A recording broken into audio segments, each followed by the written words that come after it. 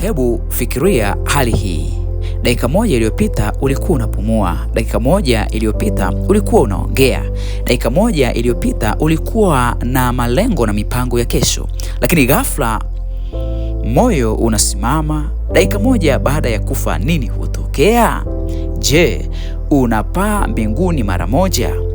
Au je, unazunguka duniani kama roho? Au je, unawaona ndugu zako? Au kuna kitu kingine Biblia inasema?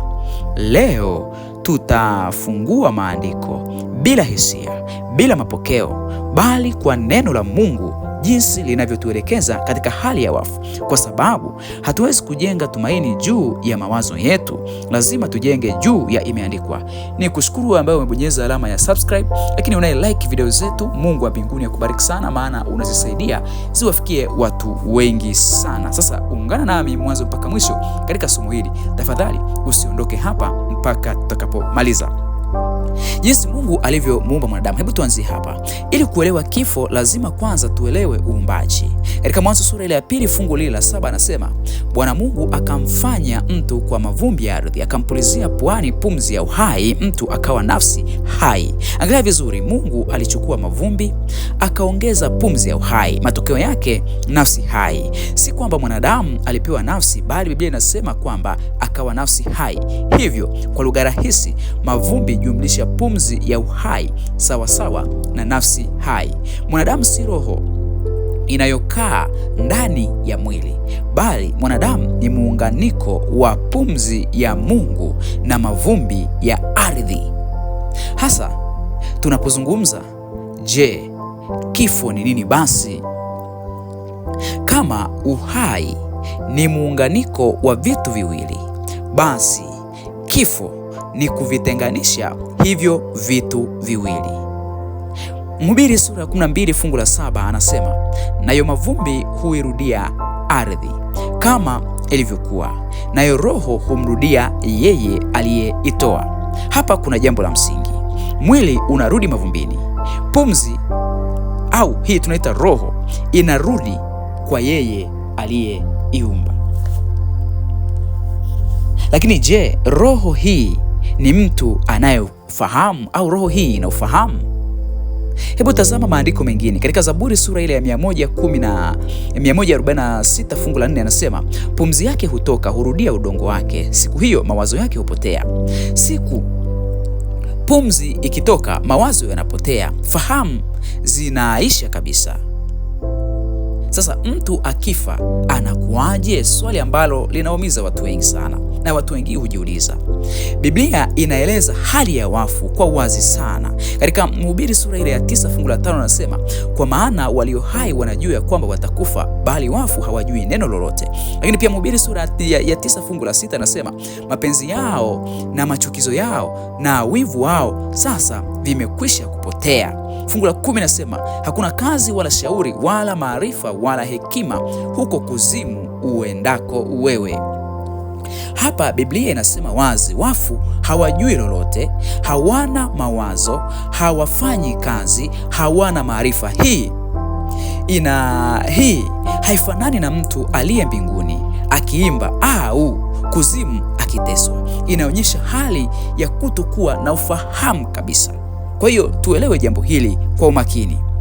Yesu mwenyewe aliita kifo kama usingizi. Katika Yohana sura ile ya 1 fungu la 1 na kuendelea, fungu la 11 mpaka 14 na kuendelea, anazungumzia habari ya Lazaro.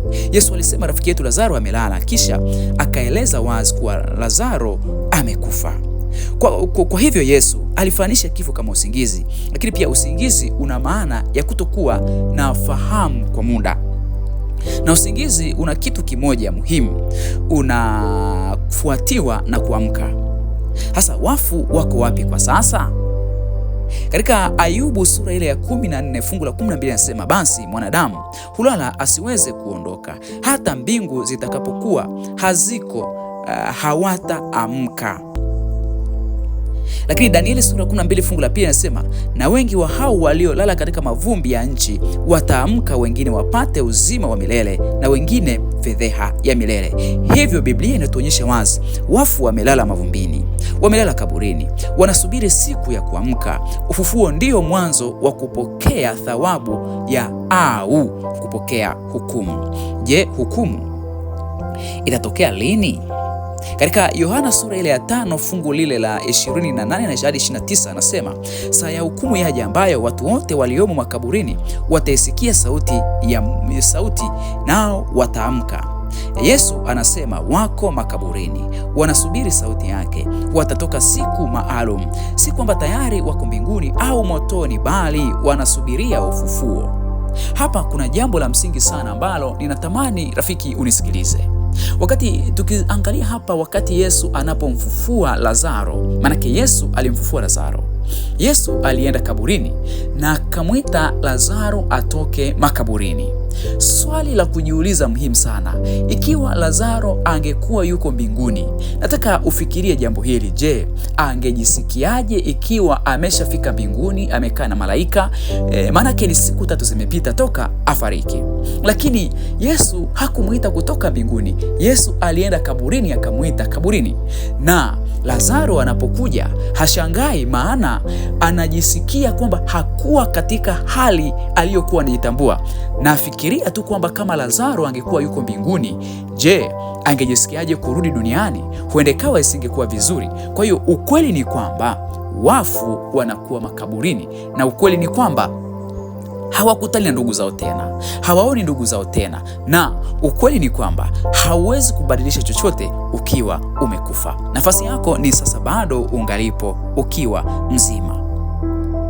Kwa hiyo tunaona hapa ya kwamba hali ya wafu, kipi kinachotokea mara baada ya dakika moja, mara baada ya mtu kupoteza uhai? Hebu sikiliza, nataka nizungumze jambo hili.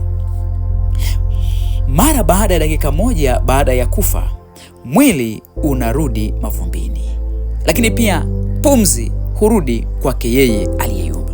Hapa kuna watu wanachanganya jambo hili kati ya pumzi ya uhai na roho. Tambua jambo hili ya kwamba pumzi ya uhai ni tofauti na roho, maana pumzi ya uhai haiwezi kuwa na ufahamu kama jinsi wengi wanavyofundisha wakisema ya kwamba hii pumzi ya uhai inayomrudia Mungu ni roho. Lakini ukweli ni kwamba pumzi ya uhai haiwezi kuwa na utambuzi kama haiko ndani ya mwili. Ndiyo maana anaposema ya kwamba atakapokuja waliolala katika mavumbi, yeye mwenyewe atawarudishia pumzi ya uhai, ndipo nafsi inaweza ikawa nafsi hai. Kwa hiyo usichanganye hapa jambo. Kuna tofauti kati ya pumzi ya uhai na hicho ambacho watu wengi wanafundisha, wakimaanisha ya kwamba roho ni kitu kinachojitegemea, kwamba kinaweza kikaongea, kinaweza kikazungumza. Na wengi wanatumia mfano ule wa tajiri na yule maskini Lazaro, lakini hauko katika muktadha huo kama wengi wanavyofanya. Sasa iko hivi, dakika moja mara baada ya kufa, mwili unarudi mavumbini, pumzi inamrudia aliyeyumba, mawazo yanaisha kabisa, fahamu zinaisha, mtu analala usingizi wa mauti. Je, anasubiri nini? Katika Wathesalonike wa kwanza sura ile ya 4 fungu la 16 anasema, kwa kuwa Bwana mwenyewe atashuka kutoka mbinguni, nao waliokufa katika Kristo watafufuliwa kwanza. Tumaini letu si kwenda mbinguni mara moja baada ya kufa, bali tumaini letu ni ufufuo wa siku ya kurudi kwa Kristo mara ya pili. Hili ndilo tumaini letu. Ninakushukuru sana wewe ambaye umenisikiliza mpaka mwisho. Usisahau kubonyeza alama ya subscribe katika channel hii ili iendelee kuwa baraka ya kuwafikia watu wengi. Lakini nikuambie, kifo ni halisi na kifo kipo, na walio hai, sisi tulio hai, tuna uhakika ipo siku moja tutakufa, lakini waliolala katika Kristo, Biblia inatuhakikishia watafufuka.